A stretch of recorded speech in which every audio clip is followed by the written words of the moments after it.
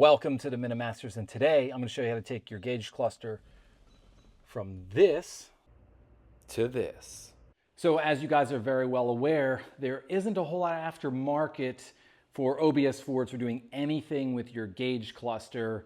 Maybe now there might be more expensive ones, but just from a cosmetic stance, there isn't much you can do if your gauge cluster is starting to look a little ratty, except for now. Chinook Auto Supplies has met the market, and they make gauge faceplate covers. So it's a thin material that you overlay onto your current cluster.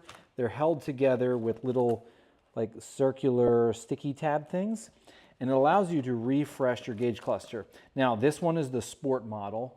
They have the modern, which looks more or less like the original with a few changes. And then they have the original. Now both of these are prototypes, but just for the sake of conversation and knowledge, they have those two other. So today we are going to be installing the Sport. And so what typically comes in a package is you have your cluster faceplate, you have the Prendle faceplate. There's also one for your HVAC, so you'll get that one today. And then they have this little auto scent thing, Tire Shine Shelby, comes with 2 stickers. And then I think this is optional, but it has LED light bulbs if you're going that route. And then there are some pins and such, and you'll need these for installation. So let's get started. So to kick things off, first we want to do is remove the dash bezel, which is this whole black piece right here. And that starts with the headlight switch. So you'll pull it out, and if you look right down, you'll see that there's like this little metal tab that's going side to side. And I'll get in here with my little tool. That you'll want to pull this back at the same time that you're pulling the headlight knob, and it should come free. Just like that. With the headlight knob out of the way, you'll want to pry off these trim pieces like that. So that's one, and then this one over here.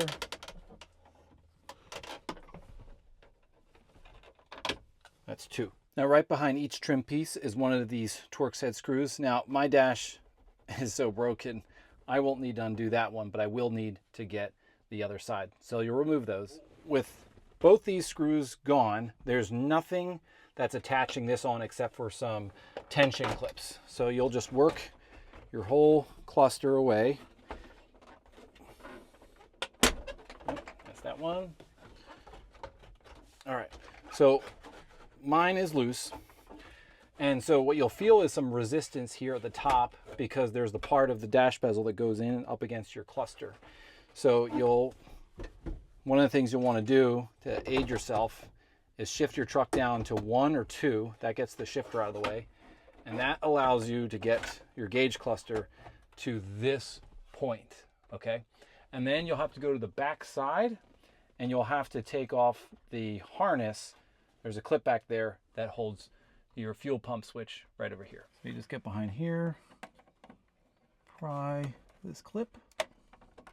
So at this point on a normal dash bezel, nothing's holding you there. Now I have this transmission temperature gauge, and so I have a bit of harness that goes to that. I don't plan on undoing all of these connectors.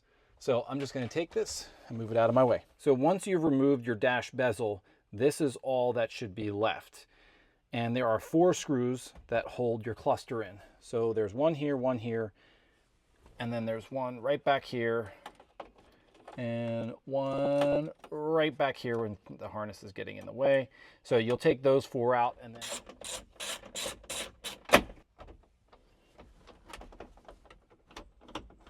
so with the screws out, our gauge cluster is essentially loose. But there's one very important step here. So right here at the bottom of your gauge cluster, you'll see this piece of white plastic. That is the little cable that goes to your gear selection and basically comes underneath the steering wheel and connects right in here inside.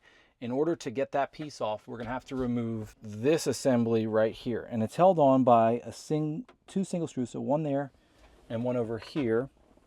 And then the whole thing pops off. So I'm going to take that off, and I'll show you where that little cable string is. So here's a better angle. So I'm going to come in here, and you see this little loop. Get in there with a pick, and it comes right off. At this point, you just have to pull your gauge cluster forward and undo the harness. So I've got my gear selector wire right here, so it's not caught on anything. And you're going to take your gauge, turn it like so, and you should get it to this point. Now, I do realize that at this point you can leave right here, don't unplug anything, and you actually could disassemble a lot of this and then add your gauge faceplate. But I think it's gonna be a lot easier for us to take the whole thing off, plus when it comes to do the light bulbs. So right here are your harnesses. So we just clip,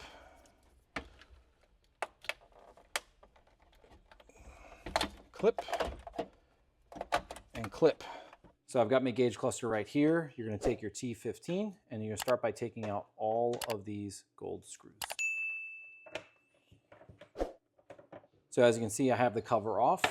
So you're gonna take your 7/32 and you're gonna reach down in this hole here and there, and you're gonna take those screws out. By the way, the 7/32 can be used to take out all of your gold screws as well.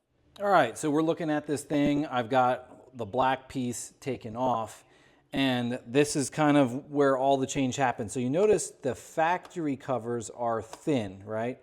So that's all we're replacing. You will no longer have this divide here between these, but there's one key step before we can just take them right off, and that's removing every one of your needles. So I started off first by taking out these little stops. They basically are press fit in there. So I just grabbed them and I spun them and then it came out. But I'm putting this one back in because one thing I want to do is before you take out every needle, remember the orientation of it at the time you pulled it out. So I've already taken off the fuel gauge and I had it pointing at E. So I know that's the way it has to go back. But to make this super simple, pick a spot. I'll line this one up better here again. And then I put these two pry bars under either side and I worked it up. There we go. So yeah, your heart stops a moment there, but that's it. It's got a little brass piece in there. And let me see if we can focus in on you.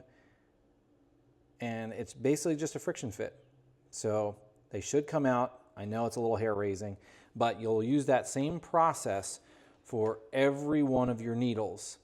And once they're off, you should be able to just take your existing cover right off. So I'm going to do that to the rest of them. We'll come back and I'll have the new faceplate on. That's pretty much it, guys. Kind of an ugly base. Now, just for your reference, if you have a hard time getting a faceplate off, it could be because someone went back and glued these just to try to fix them. So right here and right here, I had to use a flat razor blade to get underneath there and get that stuff out of there. So keep that in mind if you're running into issues. Now, before I put the faceplates back, I want to change all the light bulbs over to LED. Now remember, this does not come standard with every kit, but it has been sent to me for this demonstration. So of course I'm going to follow through. So we're going to flip this over. Pretty straightforward. Every one of these black knobs is a light bulb. And it's pretty simple. Just grab it, twist it, and it comes right out. And then pull, and out comes your light bulb. Now there's a key component to adding LED light bulbs to your cluster. So before you just go and shove them in willy-nilly, just make sure that these contacts line up with the contacts in there, or you may have an issue where you'll plug them in and it won't work. So that one should work. So I plug it back in, twist it, and there we go. I'm going to do all the other ones that I haven't done to date, and then we'll flip it over. All right, so I finished putting all the LED bulbs in, and it's time to put our faceplate cover back on. But they do give you these little sticky patches which helps hold it up here in the top. I found the easiest way to apply these is to peel off the clear side, lay it face down, and then go like this And then as it starts to peel up, just grab the edge and just make sure it grabs just like so. And there you are. I'm gonna do just one on either side there because the cover itself does hold your faceplate gauges down. So I'm not worried about that. And then it does come with alignment pins that help do the same thing. So here we go. We're going to put those down. Look at that. All the holes line up. Again, for extra measure, you could put those alignment pins in. But essentially, that's it. It's time to put the cover on. So guys, I took the liberty of adding the bezel back here. It's just the 2 screws here. I need to mention that the 2 that were down low actually hold the prindle in place. So I'm also doing that and then basically putting the gauge needles back. Simple as they came off, put it back in the orientation that you remember and just push it down firmly and you are good to go. Real quick guys, if you like my t-shirt, this is the OBS Sunrise t-shirt. I have relaunched it. It now has the OBS Sunrise image here on the front. I got all the size you ever want. Just scroll down to the video description, click that link and you can have yours soon. All right, so now that we got the gauge cluster together, now it's time to rework the prindle. So the sport one comes with one that looks like this, and we're gonna swap it out for the stock one. So flip it over. You'll notice there's a stud there and a stud there. You, depending on the condition and the glue, you can either peel it up just like so, or you will need to use a flat razor blade and kind of insert it in there and just kind of break the glue seal. That's actually what I did. And so that's how it came off so easily. So the next, I'm gonna use some of these round little sticky tabs that come with the kit. And I'm gonna try to put like a little smidge there and a little smidge there just to keep this one in place. So I just took slivers of the sticky tack, so I didn't put the whole disc, so I've got some right there and right there.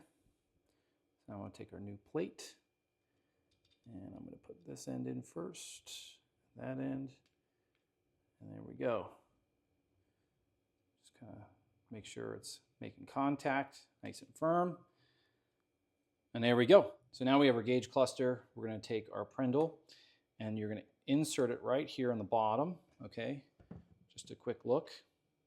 And then actually this works out really well if you flip it upside down or another. So basically the screw goes right in there. And this is really hard to do if you don't have a magnetized socket. So there's one.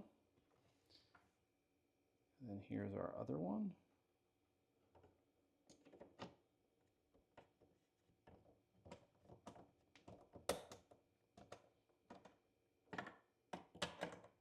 All right, and that's it, guys. We've got this whole thing together, but before we plug it in, there's another plate that we have to install in the truck. All right, so believe it or not, and it makes sense, that kit comes with a panel for your HVAC system. So let's put that in, that way we can test everything together. So first, you're gonna start by removing this long piece of trim from up here. And I'm not going to refocus the camera, but it basically goes straight across your dash and it uses these little push clips. So now these can be a little fragile, so take your time. Once that is off, as you can see, there's 2 screws right here. So I'm going to get in here and we're going to remove these. Again, you can use the same Torx bit that you've been using everywhere, or I just used a 7mm socket. So now that we have those 2 screws loose, it is in there with the same kind of clips. So just pull out. That's 1, and that's 2. Okay, so there's the brains behind your HVAC selection. And then same thing, we're going to get in here and we're going to remove these back bolts. Now at this point, if you're not doing any light bulbs, LED light bulb swaps, you can leave this thing in place. But since I'm doing this, I'm taking out the entire unit, because otherwise you would just remove the knobs and replace the plate. So follow me to see the light bulb switch. So I have the 4 bolts that held this in. I was missing one, so call it 3. And it's loose, so it can pull right out. Now, I don't want to have to go through the process of disconnecting all this in the back.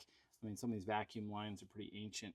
But right here around the back is the all too familiar little light bulb tab. So you get in there, turn it.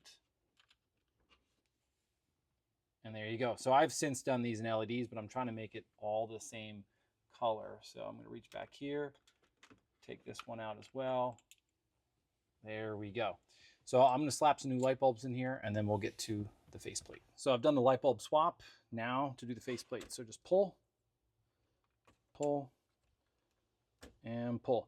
Now the back side, it's kind of like a, I don't know what you call it, but like think of a keyway. There's only one way that these will go on. So you don't really have to worry about which ones go back. And they are not specific to each one. So you can intermix them and it should be good.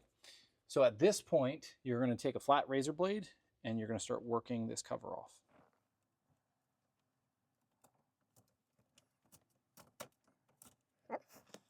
Kind of slicing through.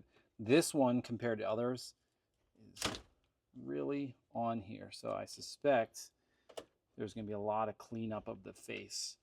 So anyway, I'm going to finish getting this thing off. I think you guys get the idea, and I'll bring you back when it's all ready. So I cleaned up the face. I screwed it back to the dash, and then I went ahead and I used some of those little sticky tabs.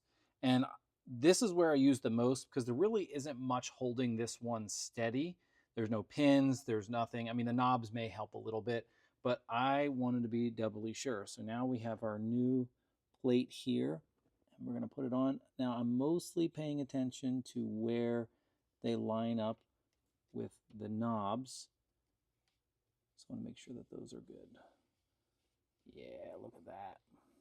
That looks awesome. Super fresh and clean. And then, of course, you can go back, slap your knobs on. If anything, maybe I'm due for some new knobs with the way this thing looks.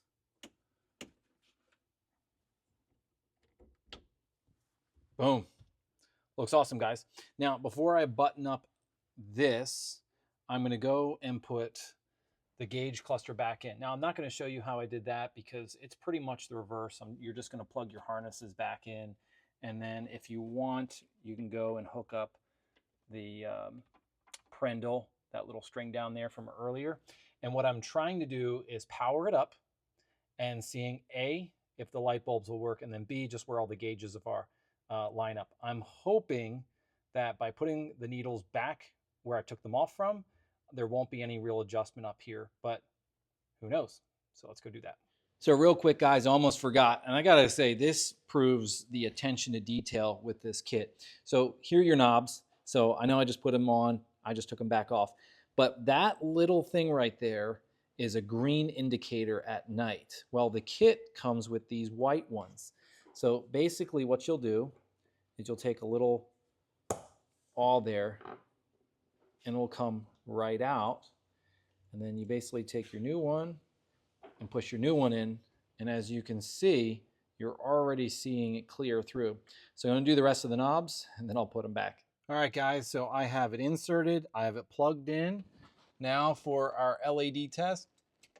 Boom. All right, guys, I am actually impressed with this. You know, when I was installing the Sport one, I was like, I don't know how to feel about it. It does stray away from the original, but man, it looks good. Nice and clean. Let's take a look at our HVAC controls. Ooh, man, they look good. All right, so now we're going to turn the key and we're going to see where all of our gauges line up. So clearly we have a bulb lighting on there, check engine light, a couple other things are all lighting up, probably as usual, battery light. And I think that one's correct. That one looks about right.